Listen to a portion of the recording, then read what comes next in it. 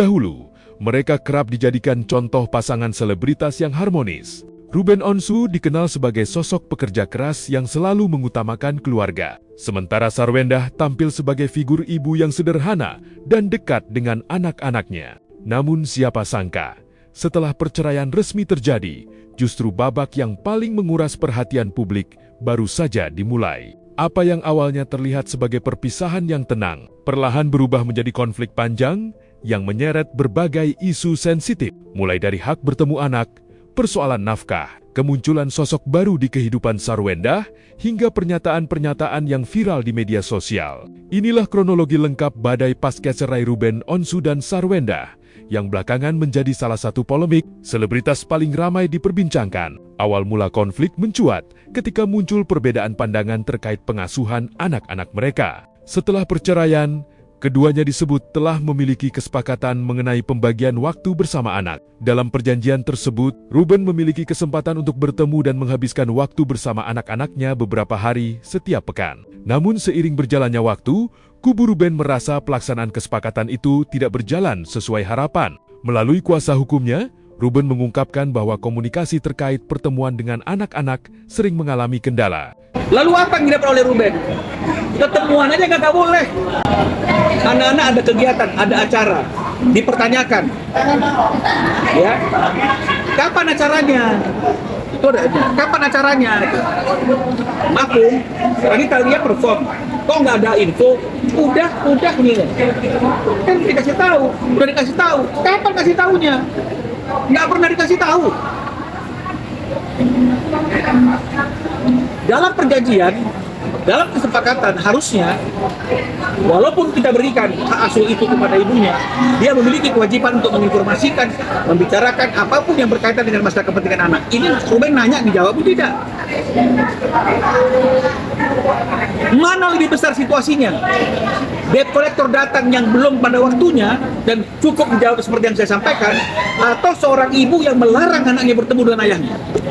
Situasi ini kemudian berkembang menjadi salah satu sumber ketegangan utama pasca perceraian. Ruben beberapa kali menyampaikan bahwa dirinya tidak pernah berhenti menjalankan perannya sebagai ayah. Meski hubungan sebagai suami dan istri telah berakhir, menurutnya hubungan dengan anak-anak akan tetap berlangsung seumur hidup. Pun gue udah bilang, urusan hidup gue dengan ibunya selesai, tapi urusan gue sama anak tetap anak. Ibunya berhak untuk mau menceritakan, mau menjalankan hidup yang baru kan silakan. Kan nggak ada nyusahin gue, nggak ngerepotin gue.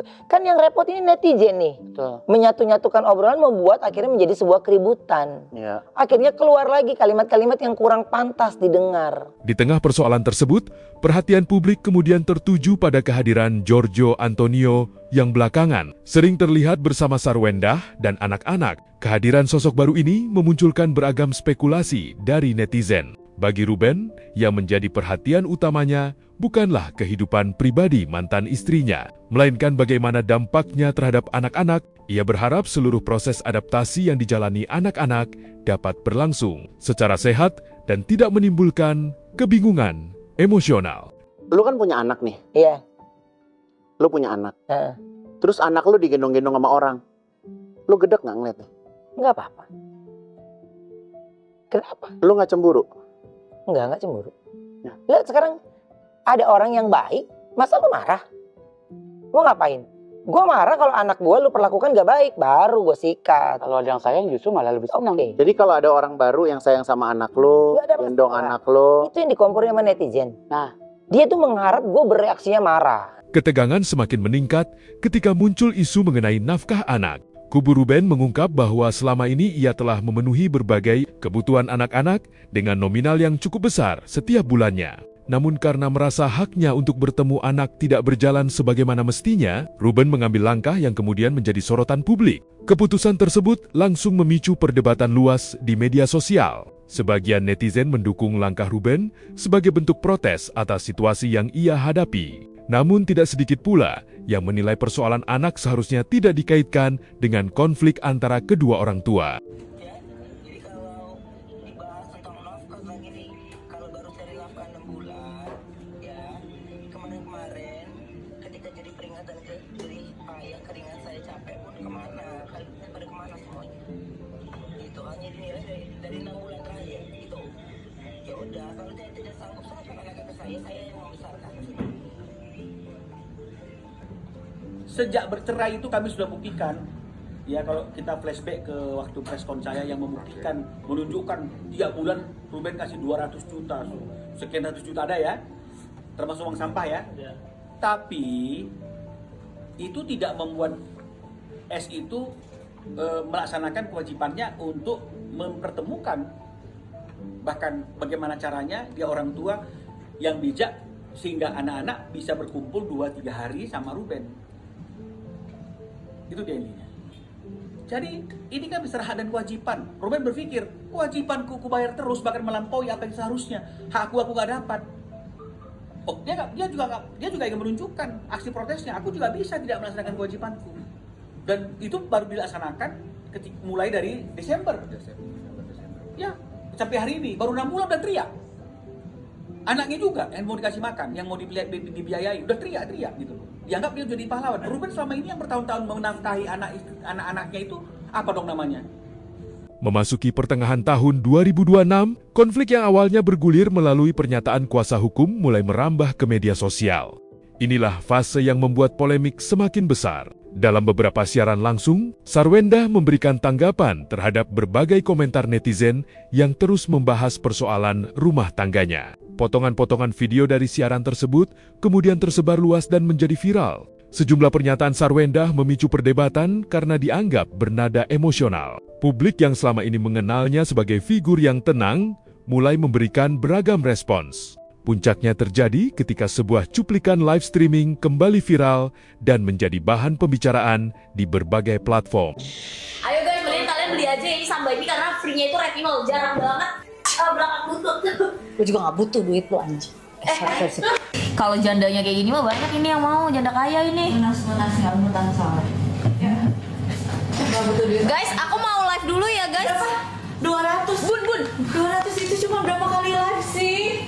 Oh my god, sekali. Bunda nanya 200 berapa kali live? Setengah jam. Bye guys. Boleh sombong gak sih sekali-kali? Orang dalam tuar tuh bingung ya. Orang dalam tuar dibilangnya kayak gitu. 200 juta apa sih 200 juta itu? Asik. Karena kegedean loh. Iya. Oh abstrak banget, dia suruh gue pakai cincin. Ya gue beli cincin kegedean buat lo aja. Anjay. Iya, diamond loh ini buat harusnya buat aku, Bu. Nggak lunas. Kita Muat lo. Bagi cincin aja kayak bagi duit goceng. Padahal ini diamond loh, guys. Gak usah mengharapkan laki-laki, gak usah. Bisa beli sendiri. Enggak lah, ngapain ngarepin laki-laki apalagi cong. Guys, kita mau live ya guys di akunnya Bunda, guys. Kita nggak tahu lah tuh, nggak bisa bedain. Gue juga dulu nggak bisa bedain sih cong atau laki. Guys, udah ya guys. Tapi sekarang aku udah bisa bedain antara cong sama laki. Bapak, guys. Aku dulu ditipu. apalagi buat kamu yang punya lipatan-lipatan gelap di keti, di lipatan putih, di seleki, terus apa nih?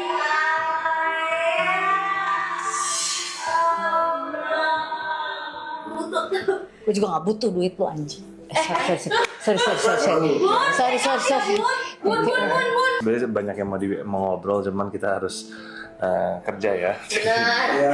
Oh nggak apa-apa, aku kerja dulu, cari duit halal ya kan. Ngapain ngarepin duit dari orang ya kan. Reaksi publik kali ini jauh lebih besar dibandingkan sebelumnya. Kolom komentar media sosial dipenuhi pro dan kontra, sementara berbagai tagar bermunculan membahas konflik tersebut. Tak lama setelah kontroversi semakin meluas, Sarwendah akhirnya muncul memberikan klarifikasi resmi. Dalam pernyataannya, ia mengakui bahwa beberapa ucapan yang terlontar saat kondisi emosional bukanlah hal yang seharusnya terjadi. Ia juga menyampaikan permintaan maaf kepada masyarakat, keluarga, dan terutama kepada anak-anaknya yang ikut menjadi sorotan akibat konflik yang terus berkembang. Sarwendah mengatakan bahwa dirinya menyesali kegaduhan yang terjadi dan berharap seluruh persoalan dapat diselesaikan dengan cara yang lebih baik serta lebih dewasa ke depannya. Sebagai manusia yang biasa, yang tidak luput dari dosa dan kesalahan, saya menyadari potongan video yang beredar tersebut sudah membuat kegaduhan di media sosial. Saya menyadari bahwa kata-kata saya tersebut tidak menunjukkan kebaikan maupun kerendahan hati. Hal-hal yang seharusnya cukup diselesaikan di ruang lebih tenang, kini turut menyita perhatian dan energi dari banyak pihak. Oleh karena itu, saya minta maaf dari lubuk hati saya kepada semuanya. Saya minta maaf atas video yang beredar tersebut dan terhadap semua yang telah terdampak oleh karena hal tersebut. Maaf yang terdalam kepada anak-anak saya. Apapun yang terjadi di antara kehidupan orang dewasa, mereka tidak seharusnya terbawa ke dalam pemberitaan yang beredar. Sebagai seorang ibu, saya berjanji akan terus berusaha menjadi ibu yang melindungi, merawat, dan mengutamakan kebahagiaan dan masa depan mereka. Kepada keluarga besar saya yang juga turut merasakan ketidaknyamanan, beban pikiran, karena hal ini saya juga memohon maaf. Terima kasih telah menaruh pengertian, perhatian, dan kekuatan bagi saya. Di sisi lain, Ruben memilih untuk lebih banyak menyerahkan proses yang sedang berjalan kepada jalurnya masing-masing. Ia mengakui bahwa situasi tersebut menjadi salah satu ujian terbesar dalam hidupnya. Berbagai pernyataan, klarifikasi, dan reaksi publik bermunculan, satu pertanyaan besar masih tersisa. Mampukah Ruben Onsu dan Sarwendah meredam konflik ini demi masa depan anak-anak mereka? Karena pada akhirnya, di balik seluruh polemik yang menjadi konsumsi publik, ada 3 anak yang tetap membutuhkan kehadiran dan kasih sayang kedua orang tuanya. Dan itulah kronologi lengkap badai pasca cerai Ruben Onsu dan Sarwendah yang hingga kini masih terus menjadi perhatian publik Indonesia.